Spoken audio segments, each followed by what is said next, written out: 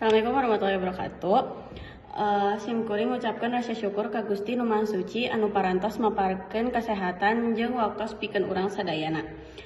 Teu hilap simkuring oge ngucapkeun rasa hormat ka Bapak, Ibu guru, rarancangan sakelas jeung sadayana anu hadir di ieu tempat. Dina kesempatan ieu simkuring bade nyanggakeun diantara anu judulna kauntungan diajar bahasa deungeun. Sakumaha urang terang dina zaman kiwari diajar bahasa deungeun teh kacida pentingna. Bahasa deungeun nyaeta bahasa salian ti bahasa indung atawa bahasa nu biasa dipake sapopoe. Contona bahasa Inggris, bahasa Jepang, bahasa Korea jeung sajabana.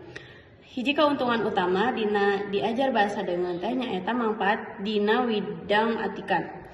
Upamana lamun urang diajar bahasa Inggris, urang bisa maca buku atawa artikel tina luar negeri.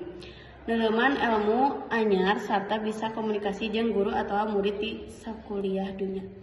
Kadua, diajar bahasa deungeun oge mangpaat pikeun masa depan atawa karir.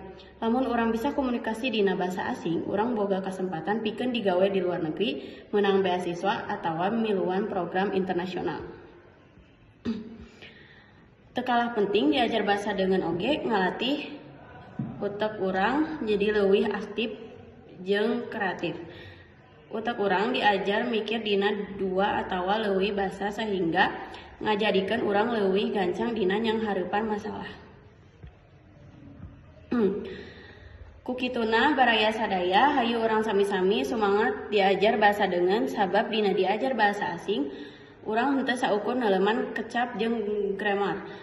Tapi oge muka lawang kadunya nu leuwih lega nyanghareupan masa depan nu leuwih cerah. Mugia biantara ti simkuring tiasa maparkeun motivasi pikeun urang sadaya supaya leuwih sumangat dina diajar bahasa asing. Hapunten upami aya kecap nu kirang merenah. Jeung hatur nuhun kana sagala perhatianna. Wassalamualaikum warahmatullahi wabarakatuh.